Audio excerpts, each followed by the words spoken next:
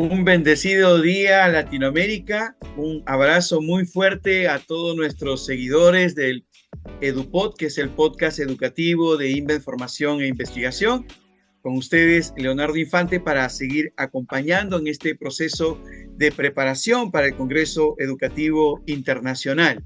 El día de hoy vamos a ver un tema que es muy importante porque hemos venido analizando con la doctora Ana Lucía todo lo que es la neurociencia educacional, el cerebro social. Ahora queremos aterrizar en la parte del cerebro y didáctica, aprender y enseñar.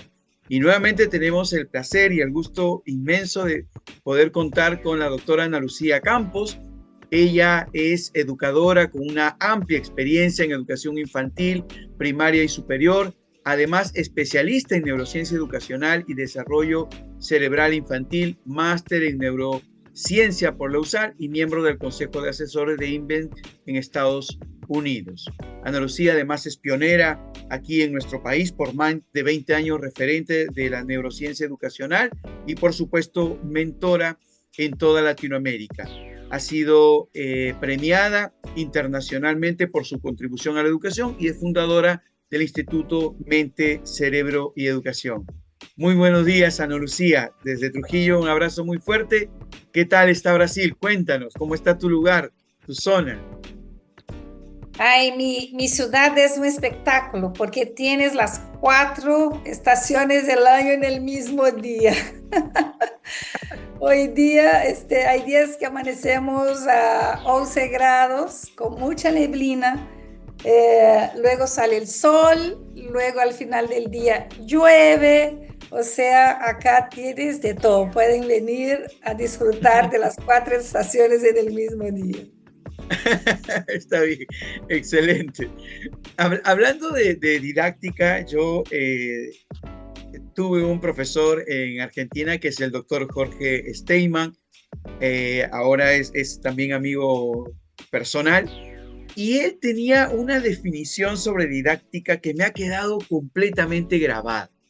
Y dice, la didáctica es hacer lo menos dolorosamente posible el aprendizaje. ¿Qué opinas, Ana Lucía?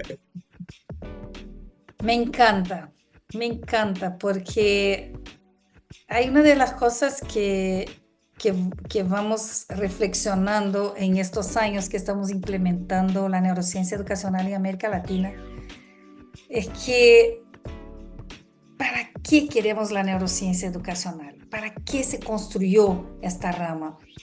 Realmente para intentar, en un encuentro de disciplinas, responder a aquellos retos más complejos del sistema educativo.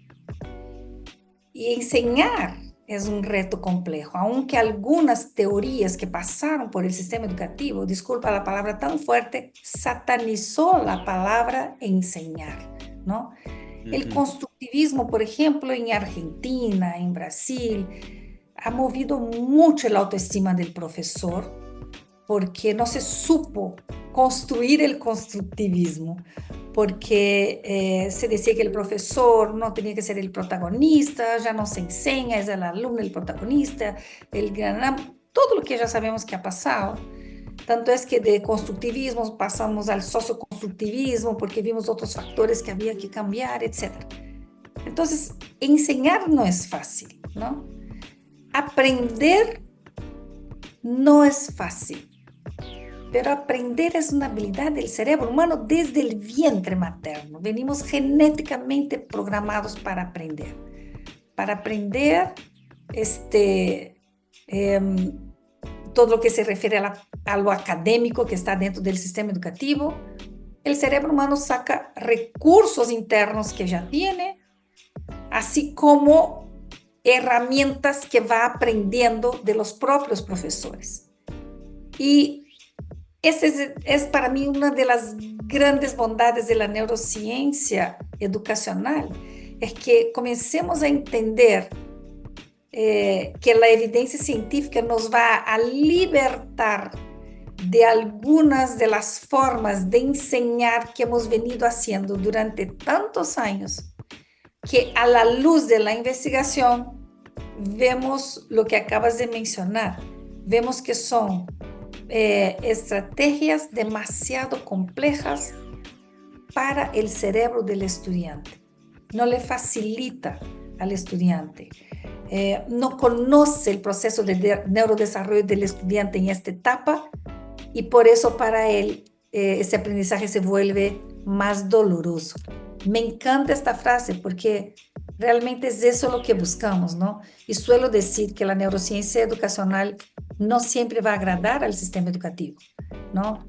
Va a hacer con que el sistema educativo repiense cosas, se imagine nuevamente algunos aspectos de la práctica pedagógica para eso, para encantar a los estudiantes otra vez con el aprendizaje, para tenerlos enamorados de estar en las escuelas. ¿Cómo la neurociencia educacional puede transformar la didáctica tradicional y mantener encantados, porque al cerebro le encanta aprender? ¿Cómo hacemos, Ana Lucía? Mira, hay una de las cosas que venimos hablando mucho, que está muy conectado con la neurociencia educacional,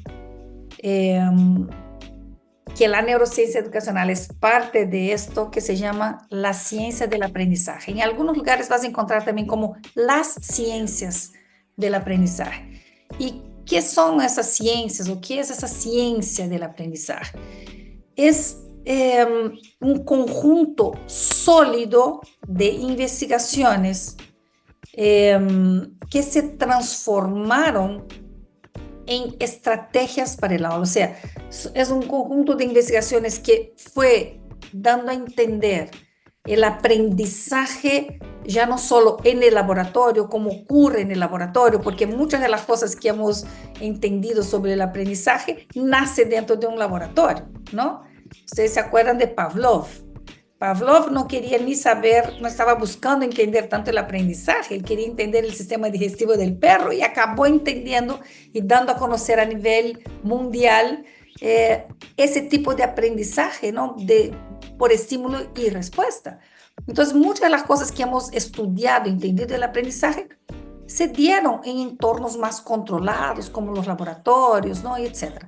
¿Y qué es lo que hay de salto cuántico con relación a la neurociencia educacional y a esa ciencia del aprendizaje?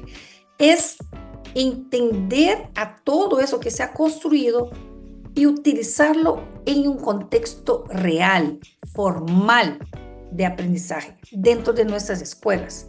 Es rediseñar la práctica pedagógica, es utilizar, como dijimos en uno de los podcasts, la investigación, acción, para construir nueva práctica pedagógica. Entonces, ¿qué es lo que vamos viendo que va aportando? Que en primer lugar, vamos entendiendo que un aspecto básico que tiene que ver con el aprendizaje es entender esa característica biológica, ¿no?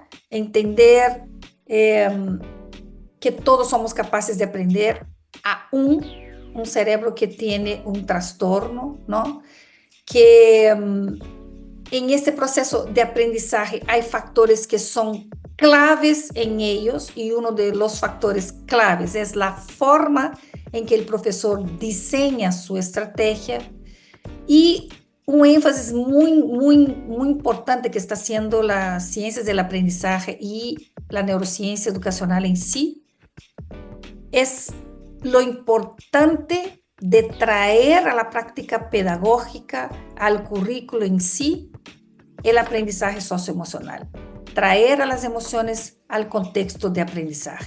Entonces, esta nueva ola que estamos viviendo de la evidencia, de la educación, de transformación de la educación basada en la evidencia científica, nos pide esto. Nos pide reimaginar la práctica pedagógica en función a entender al aprendizaje desde el aspecto biológico, a comprender que hay determinadas metodologías que no facilitan el proceso de aprendizaje, a reconstruir estrategias para el aula que trabaje profundamente con los procesos cognitivos de los estudiantes. Entonces ahí me exige entender cuáles son esos procesos cognitivos, cómo los voy a estimular, cómo los voy a trabajar para que luego mi propuesta didáctica utilice a mi favor esos procesos cognitivos. Entonces hay muchas conexiones que tanto la ciencia del aprendizaje cuanto la neurociencia educacional está trayendo a la reflexión, ¿no? Solo que hay un punto importante, Leonardo. No avanzaremos en la innovación de la didáctica si no hay un trabajo cooperativo entre investigadores y profesores, ¿no? Para que se pueda colocar en práctica todo lo que se está investigando. Y me parece importante sobre esta nueva construcción de la didáctica, hablar un poco sobre los neuromitos que nos mencionaste en uno de los podcasts también. ¿Cuáles son los principales neuromitos que necesitamos develar para que nuestra práctica didáctica sea mucho más efectiva?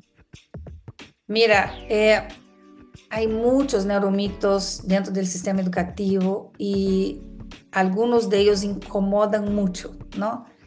Por ejemplo, uno de los grandes neuromitos que entró al sistema educativo habla acerca de los estilos de aprendizaje, ¿no? Que es muy importante que el educador entienda cuál es el estilo de aprendizaje de su estudiante para que él pueda construir la práctica en función a ese estilo de aprendizaje. Y cuando fuimos entendiendo al cerebro de una forma mucho más profunda, fuimos entendiendo que no podemos sesgar al estudiante a un estilo de aprendizaje. El cerebro aprende por diferentes vías. Aprende por vías auditivas, visuales, sinestésicas, como dice esa propuesta, pero también el cerebro utiliza mucha información adicional a esto. Y por ello no se puede limitar al estudiante a estos estilos de aprendizaje. Hay que intentar abrir un poco el pensamiento y ver al estudiante como un todo, ¿ya? Y eso se ha transformado hasta en política pública en Estados Unidos, ¿no? Ver al estudiante como un todo. Entonces no puedo mirarlo solo desde sus estilos de aprendizaje. Yo tengo que mirar a nivel emocional, yo tengo que mirar a nivel físico, a nivel moral y todo lo demás. Otro neuromito que entró muy fuerte dentro del sistema educativo es hemisferio derecho contra hemisferio izquierdo, ¿no? Que el sistema educativo está preparado académicamente solo para estimular al hemisferio izquierdo, porque el hemisferio izquierdo está vinculado con la matemática, que el hemisferio izquierdo está vinculado con el lenguaje, etcétera, etcétera. Entonces hubo un momento que en algunos colegios, y yo les digo, hasta un colegio en Perú que me pidieron una asesoría, que fui a ver el proyecto del colegio se llamaba Hemisferio Derecho, Proyecto HD, Hemisferio Derecho. ¿Y por qué? Porque ellos comprendieron que teníamos que trabajar dentro del sistema educativo, estimulando el hemisferio derecho, porque el hemisferio derecho no estaba dentro de las aulas. Pero ningún hemisferio se queda afuera, ¿no? Ninguna habilidad es tan exclusiva de un hemisferio en sí. Por ejemplo, hasta el lenguaje que tiene en el hemisferio izquierdo una responsabilidad muy grande, ¿no? Necesita del derecho, porque la prosodia, la musicalidad, ¿no? Todo lo que está vinculado con esa parte amplia del lenguaje es comunicación entre los dos hemisferios. Entonces, es cierto que el hemisferio derecho controla el lado izquierdo del cuerpo, eso sí, y viceversa, pero no es cierto hacer clases para el hemisferio derecho, clases para el hemisferio izquierdo. Otro mito muy fuerte que entró en el sistema educativo estaba vinculado con gimnasia cerebral. Que hay que hacer es un programa llamado Brain Gym, ¿no? Y esta gimnasia cerebral, ¿qué cosa era? Era hacer algunos ejercicios en la mañana, todos los días en las aulas, en que los chicos tenían que tocar determinadas partes del cuerpo, hacer determinados ejercicios para activar determinadas habilidades cognitivas, etcétera, etcétera. ¿Cómo se sabe que es un neuromito? Que se implantó esa propuesta en miles y miles de escuelas y los resultados que fueron prometidos por esta teoría no llegaron. Es bueno aclarar, Leo, el concepto de neuromito, ¿no? Neuromito, ¿qué es? Es una concepción errónea del funcionamiento del cerebro, es una especulación de cómo el cerebro funciona, es una mala interpretación con relación a investigaciones que hicieron en modelos animales y extrapolamos al ser humano que va a funcionar igual en el ser humano, ¿no? Entonces, los neuromitos son esos, son concepciones erróneas que se están difundiendo de cómo el cerebro funciona y que no es cierto, que no hay un conjunto de evidencia científica que lo respalde. Después, un otro neuromito hablaba principalmente para la primera infancia sobre una mala interpretación de las investigaciones sobre los ambientes enriquecidos, ¿no? Ya sabemos que la investigación demuestra que el cerebro se desarrolla en diálogo con el ambiente, ¿no? Que las experiencias, los estímulos del ambiente van a influenciar en el cerebro. Hay estudios que muestran, por ejemplo, hasta la transformación estructural del cerebro en función de la experiencia tan frecuente, como por ejemplo los estudios en los cerebros de los taxistas de Londres, como las regiones que tenían que ver con la espacialidad aumentó hasta de volumen, ¿no? Pero que se malinterpretó en la primera infancia, que se tenía que enriquecer los ambientes de los niños y niñas con muchos juguetes, muchos juegos, muchas cosas, porque este ambiente enriquecido iba a provocar mejores sinapsis. Y la investigación era por otro tema, la investigación estaba hablando de la deprivación de los estímulos. Cómo es deprivación de los estímulos también cambia al cerebro humano. Entonces, que teníamos que ver que el ambiente esté enriquecido de estímulos para que el cerebro no esté en deprivación de los estímulos. Entonces, ese es un otro neuromito muy fuerte. Hay varios otros, por ejemplo, que existen periodos críticos del aprendizaje. Tienes que aprender ahorita el idioma a 7 años de edad, porque si no aprendes ahorita, no aprenderás jamás. Pobre de mí, porque aprendí a hablar español ya mayor, a los 19 años, ¿no? Entonces, hay cosas que están entrando. Escuchar a Mozart, escuchar la música clásica de Mozart nos hace mejores en matemática, neuromito. Hay investigaciones que hablan del impacto de la música en el cerebro, que eso es verdad, pero hay el impacto de la música que se escucha, es una forma, y el impacto de la música que se hace es otra cosa. Entonces, es muy importante este tema y creo que tenemos que hacer un movimiento, ¿no? Para aclarar, porque me da ternura por los profesores, me da ternura porque están buscando hacerlo mejor para hacer con que su didáctica se transforme, que su práctica se transforme, que el cerebro aprenda mejor y se desarrolle, pero si está haciendo eso basado en un neuromito, no van a llegar los resultados. Perfecto. Y por eso justamente queríamos que nos aclares, que nos hables un poco en detalle sobre los neuromitos que normalmente solemos escuchar o ver en las escuelas y además que se venden a los padres de familia y a la sociedad. Entonces, develarlos de alguna manera garantiza que sepamos actuar desde la evidencia científica como nos vienes compartiendo, ¿no? ¿Cuáles son las estrategias didácticas fundadas en la neurociencia educacional que recomendarías para que nuestros docentes puedan llevar a la práctica? Bueno, una de las cosas básicas cuando estamos hablando de la relación entre didáctica y neurociencia educacional o la ciencia del aprendizaje va mucho más allá del qué hacer. Comienza con varios aspectos. Primero, mirar las condiciones ambientales donde ocurre el aprendizaje, ¿no? ¿Cómo es el ambiente del aprendizaje? ¿Cómo está construido? ¿Cuáles son los espacios que tenemos dentro del aula donde el estudiante puede acceder al aprendizaje, ¿no? cómo son las relaciones y el clima emocional en el aula. Entonces, mucho antes de que la neurociencia te diga, vaya allá, porque también es muy importante esto, la neurociencia educacional no está entregando un libreto eh, con la receta, te está dando los ingredientes, porque lo que creemos es en el potencial del profesor para crear su propia receta en función a su contexto. Entonces, de nada vale que yo diga que una de las estrategias es el aprendizaje colaborativo, ¿ya? Pero si en el contexto de este profesor no existen relaciones sólidas, de vínculos afectivos entre los compañeros, de vínculos afectivos del profesor con ellos. Entonces, ¿qué aprendizaje colaborativo va a haber? Entonces, primero, para transformar nuestra didáctica, tenemos que tener una mirada más amplia. Mirar las condiciones del ambiente de aprendizaje, ¿no? Mirar las relaciones, cómo fomentamos las relaciones entre nosotros, educadores, y los estudiantes, y entre los estudiantes, para que sean relaciones con vínculos afectivos agradables, que sean relaciones positivas, sostenidas, de confianza.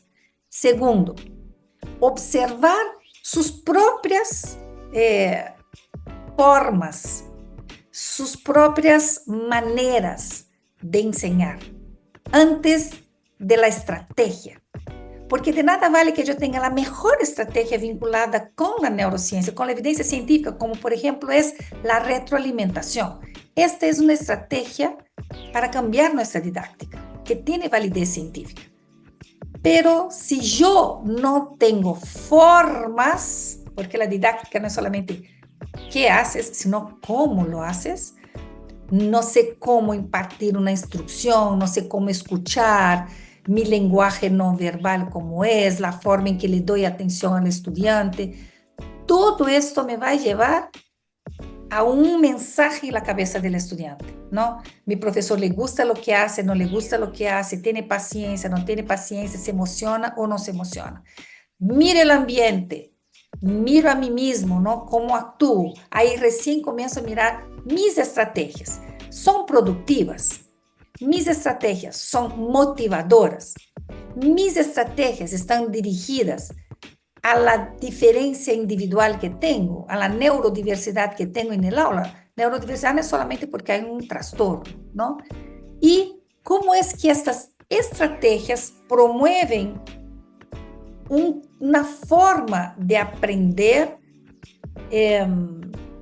progresiva, respetando el proceso de neurodesarrollo, y la forma en que yo voy a evaluar los aprendizajes también sea una forma de evaluación mediadora, ¿no? Que está mediando este proceso. Otro aspecto importante para el tema de la didáctica. ¿Cómo es que nosotros podemos no solo implementar en nuestras clases el aprendizaje socioemocional, sino cómo es que nosotros podemos, dentro de nuestra práctica pedagógica, ser ejemplos y modelar esas habilidades socioemocionales? Entonces, yo lo que quiero es que aprendan, entonces mis habilidades socioemocionales van a influir ahí. Y cuando influyen en ello, ¿qué tengo que hacer?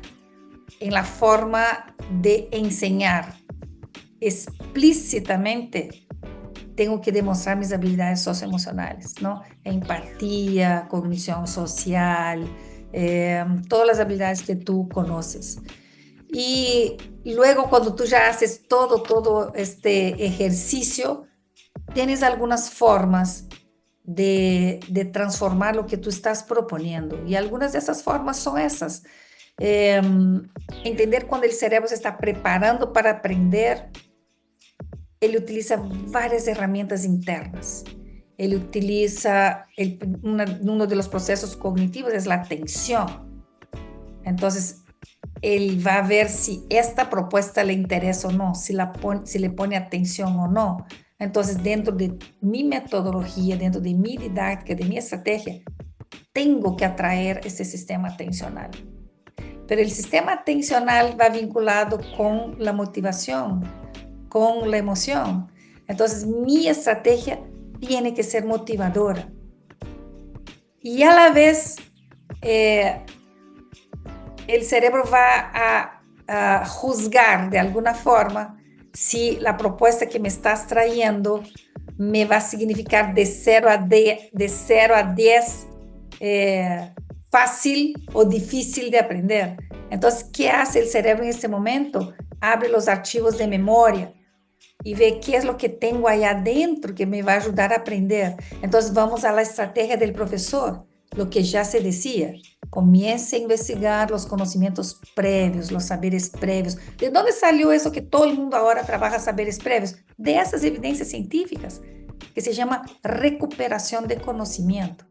Leo, eso no nos daría ni el podcast, nos daría tipo 5 horas para hablar de todo esto, De pero hecho, hay varios principios para cambiar la didáctica. ¿Me explico? O sea, más que la receta en sí, son principios rectores para que yo pueda cambiar la didáctica. Pero hay aspectos puntuales, por ejemplo, para aprender a leer, sí hay aspectos puntuales ya marcados. Hay que trabajar primero procesamiento visual, procesamiento auditivo, construcción de la memoria semántica, construcción intencional del vocabulario, ¿no? Construcción de la conciencia fonológica. Eso sí, ya hay lineamientos muy claros que puedes meter dentro de su propuesta práctica. ok, mientras ibas haciendo todo lo que nos comentas, eh, digamos que lo podría resumir de la siguiente manera. Es interesar para aprender, aprender de manera colaborativa y construir, y luego comunicar lo que se ha construido, o sea, de manera general. Lógicamente, y a esto probablemente apunta nuestra siguiente pregunta, porque no se puede aprender de la misma manera el área lingüística, del área matemática, del área de las ciencias, ¿no es cierto? Entonces, ¿cómo nosotros podemos impulsar el aprendizaje de las áreas básicas en la educación y también en la educación superior? Porque yo recuerdo que yo he sido durante más o menos 10 años asesor pedagógico y también tanto en escuela como en educación superior. Entonces, para mí en la educación superior, sobre todo implicaba observar lo que hace el profesor, luego sentarme con él sobre lo que hizo, que él mismo pueda expresar y hablar cómo se sintió, lo que hizo, su efecto en relación a lo que esperaba. Pero normalmente ahora el acompañante pedagógico, que es la figura que tenemos en nuestro país, tiene pues su hojita de ruta para decir hizo, no hizo, y lo hizo de esta manera o no lo llegó a concluir, y tiene una nota respectiva en ese calificativo y además de los estudiantes. Y así definimos si el profesor vale la pena contratarlo o no muchas veces. ¿Qué opinas tú al respecto de eso y qué dice la neurociencia educacional? Bueno, es un gran desafío, ¿no? Porque, vuelvo a repetir, la neurociencia educacional se construye en el diálogo de ambas partes. Entonces, si no tenemos a los educadores trayendo a las investigaciones la complejidad del aula y del sistema educativo, ¿cómo vamos a investigar? ¿No? ¿Cómo vamos a entender? Entonces, hay una anticipación por cosas que se puede construir en función a estos principios que te mencionaba. ¿Y cómo facilitamos, cómo traemos, cómo podemos acompañar y ver que realmente esa didáctica esté matizada por la evidencia que nos dice cómo aprende el ser humano, ¿no? Entonces, ahí va casi una hoja de ruta hacia esa transformación de la forma en que estoy construyendo mi práctica pedagógica. Entonces, dentro de esta hoja de ruta, ¿qué me gustaría resaltar?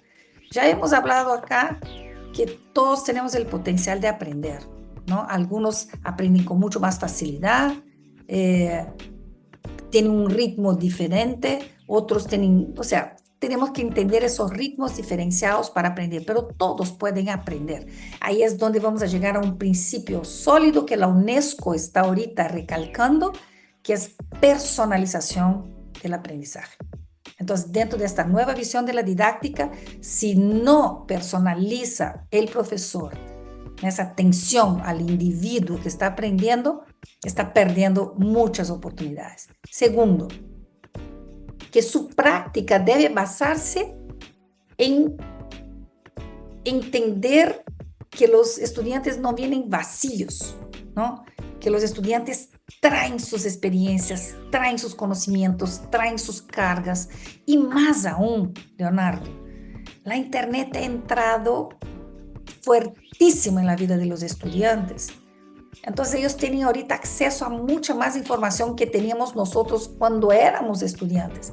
Entonces todos están trayendo algo. Si tú hablas con un estudiante de 12 años de edad sobre algo que aconteció en la comunidad en que vive, él ya viene con su opinión formada. No, porque tú no has visto, porque quién empezó, porque tal cosa, ya viene y más informado. Entonces, una de las primeras cosas es que los profesores necesitan construir su práctica considerando que los estudiantes vienen no como una tabla rasa, una hoja en blanco, sino vienen con conocimientos, vienen con experiencias previas y vienen con mucha opinión formada sobre determinados temas. Por eso que ahí entramos a algo muy importante, cómo es vital abrir espacios para la metacognición en nuestras aulas, para que ellos puedan decir, hacer una metaconciencia de sus propios procesos de metacognición en vínculo con tantos factores. Luego, esa práctica pedagógica, esa didáctica innovadora debe apoyarse en varios aspectos de la comprensión. Así como hemos pasado por la satanización de la palabra enseñanza, ahorita estamos en la satanización de la palabra contenido, ¿no? Pero todo es contenido en nuestras vidas, todo es construcción de conceptos en nuestras vidas, ¿no? Entonces, que el profesor pueda apoyarse en esta comprensión conceptual que tienen los estudiantes, que viene con ellos, que recupere esa comprensión conceptual que tiene sobre los diferentes contenidos que va a traer, ¿no? Que entiendan que solo serán relevantes sus estrategias si están enganchadas con la motivación, ¿no? El motivar en primer lugar y el motivar a los estudiantes continuamente. Y para ello, diseñar espacios en que ellos son los que dicen, ellos son los que dan la clase, ellos son los que proponen. Y ahí es donde entran esas comunidades de aprendizaje, de trabajo colaborativo. ¿Por qué yo voy a iniciar hoy? ¿No? ¿Por qué no traigo yo un tema? Voy a decir, fotosíntesis. Hagan lo que ustedes quieran. Busquen información. Vamos a saber qué significa. Vamos a investigar qué significa. Doy las pistas, doy los lineamientos, ¿no? Pero con eso yo estoy ayudando a ¿qué? A desarrollar en ellos gestión del tiempo, gestión de un aprendizaje autorregulado, porque eso es lo que queremos también, ¿no? Estoy transfiriendo a ellos la responsabilidad del aprendizaje y además estoy provocando el desarrollo de esa capacidad metacognitiva de agenciar su aprendizaje, ¿no? Queremos que ellos sean protagonistas del aprendizaje, pero no los dejamos agenciar ese aprendizaje. Entonces son varias otras cosas, así, principios lineadores que nos pueden llevar a esto, ¿no? A aprovechar mejor el conocimiento previo que tienes, la recuperación de conocimientos, aprovechar los temas en paralelo, que llamamos lo intercalado, que debe ser esos conceptos, esos contenidos, intercalamos. Hablamos del espaciamiento como algo básico, que yo estoy haciendo todo lo contrario ahorita, porque estoy queriendo meter tantas cosas en unos minutos, ¿no? Estoy haciendo pésimo ese principio. No estoy autorregulada tampoco. Entonces, el espaciamiento, ¿qué es? O sea, es como no tomar un vaso de agua todo de un solo dosis. Voy dando poco a poco, entonces yo sé la meta, para dónde voy. Entonces por acá comienzo, después amplío y después amplío, ¿no? Y tiene un poco también de apertura a lo vigotskiano, de hacer este andamiaje en el proceso de aprendizaje. Ay, Leo, son muchas cosas, ¿no? La recuperación, el espaciamiento, la recuperación, el intercalado, cosas que ya están evidenciadas, pero por eso vuelvo a decir, Los profesores necesitan acceder a esa información, necesitan cursos para entender cómo pueden transformar a partir de la evidencia. Y para ir terminando en nuestro segmento de ideas para una mejor escuela, y justamente la palabra transformación, transformación de la escuela, la hemos escuchado muchas veces, pero ¿cómo desde la neurociencia educacional podemos transformar la escuela? Ay, esa es una cosa muy interesante porque tengo una frase que esa frase ha girado los países en los últimos 25 años. La transformación de la educación comienza con la transformación de tu cerebro, de mi cerebro. Entonces, ese es el punto de partida. O sea, ¿cómo enseñar si no sé cómo se aprende?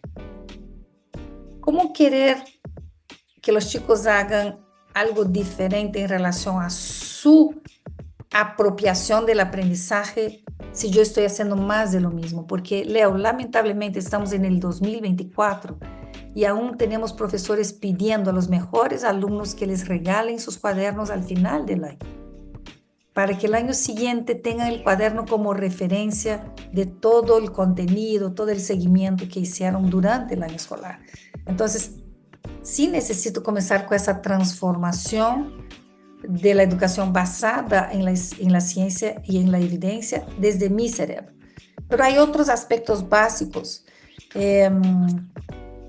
La UNESCO en el 2019 convoca a 350 especialistas de diferentes lugares del mundo para hacer todo un proceso de investigación de cómo la educación ha avanzado en los últimos 50 años, basándose en la ciencia y la evidencia, y observando también cómo avanzó el sistema educativo. Los sistemas educativos avanzaron en función a los 4 pilares que Jacques Delors mencionaba. Yo tuve el honor de ser invitada por la UNESCO para ser parte de este grupo de los 300 y tantos especialistas. Mi fuerza de trabajo fue en el tema socioemocional, pero estuvimos nosotros inmersos en todo y en los resultados de los informes que sacó cada grupo de trabajo. Y ahí están algunos puntos muy claros para que la escuela pueda innovarse. Era uno de los primeros. Pensar en la personalización, porque queremos una escuela inclusiva, pero si no personalizamos la educación, esto no va a avanzar, ¿no? Pensar en el uso correcto y adecuado de la tecnología, hasta qué punto la tecnología la utilizamos a favor del aprendizaje o no. Diseñar un currículo pensando en cómo el cerebro aprende. Imagínense cómo son esos resultados que están. Llevar el aprendizaje socioemocional para el currículo, para nuestras aulas. Entonces, el último informe de la UNESCO, si quiere después lo voy a compartir contigo, aún está en inglés muchas cosas, pero tú puedes compartir con tu comunidad luego. Ahí están. Creo que eran 7 puntos claves para innovar el sistema educativo. Y el tema de la base biológica del aprendizaje, que es cerebro-aprendizaje, está presente en este informe. Entonces, no hay cómo huir de innovar y transformar nuestras escuelas si no empezamos a entender a este órgano que aprende, a este órgano que enseña, para, como dijo tu gran mentor, tu gran maestro, para facilitar el aprendizaje, para encantar a los chicos en este proceso. Y tú sabes, Ana Lucía, que justamente esa forma que él lo dijo, mira que se me ha quedado grabado, Estoy hablando de hace muchos años, cuando hice mis primeros estudios en pedagogía, en ciencias de la educación, y cada vez que yo voy a ingresar al aula, cada vez que tengo esa oportunidad, ya sea el aula física, el aula virtual, siempre mi pregunta es esa, ¿no? ¿Cómo hago para que las personas con las que voy a interactuar les sea menos dolorosamente lo que quiero compartir?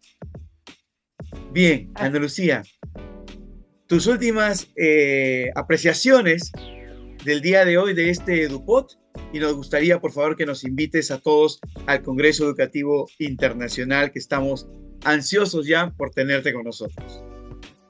Bueno, mis últimas palabras serían con relación a también uno de los resultados que sale para la innovación de la educación basada en la evidencia y la ciencia, que lo voy a dirigir directamente a ti. Uno de los resultados dice que se necesita diálogo, investigación, colaboración multidisciplinaria. ¿Para qué? Para garantizar que diferentes voces se encuentren para comprender el contexto educativo, para llevar a la educación hacia donde tenemos que llevar, que es al proceso de desarrollo humano. Entonces, mis últimas palabras es de agradecimiento, de felicitaciones por tu trabajo, porque estás cumpliendo este punto, creo que era el último punto, el punto número 7, que propone la UNESCO para la transformación de la educación. Crear diálogos, investigaciones y trabajos multidisciplinarios para que podamos hacer con que la educación realmente nos lleve al florecimiento humano. Y solo llegaremos a esto, a esa transformación, si no dejamos de aprender, ¿no? Si aprendemos siempre y si utilizamos ese aprendizaje para potenciarme a mí y potenciar a mis estudiantes. Y por ello, el congreso que vamos a tener en Trujillo es una gran oportunidad para que sigamos en este camino, sigamos aprendiendo, sigamos potencializándonos. Pedir a los profesores que, por más que existan dificultades, que van a existir, dificultades financieras, dificultades del comportamiento de los chicos, dificultades de las relaciones con los jefes, con los pares, por más que exista esto, queda en el silencio de tu corazón tu gran misión. Y tu gran misión no es construir lo académico. Tu gran misión es construir las posibilidades para el desarrollo humano. Entonces, sigamos en esto, porque yo decía eso hace unos días atrás, no existe ninguna mejor profesión que gane mejor, todo lo que fuera. No existe ninguna profesión que no haya tenido un profesor, que no haya tenido un educador dentro de esta. Todos los médicos han tenido un profesor, todos los empresarios han tenido un profesor. Entonces el profesor está de forma transversal a todas las carreras que existen en nuestros países. Entonces, no pierdan esto nunca, frente a las dificultades de ver que hay mucho más luz que sombra en ser profesor. Muchísimas gracias. Ana Lucía, un abrazo muy fuerte para ti, para tu familia, muchas bendiciones. Gracias por este espacio compartido. Realmente nos vamos con las ganas de seguir aprendiendo, de hecho, y quiero que sepas que justamente estos son espacios para revalorizar la misión del profesor, la misión docente. Cariños para ti y tu familia. Un abrazo fuerte a todo el equipo de Invent. Muchas gracias. Adiós. Nos vemos en Trujillo.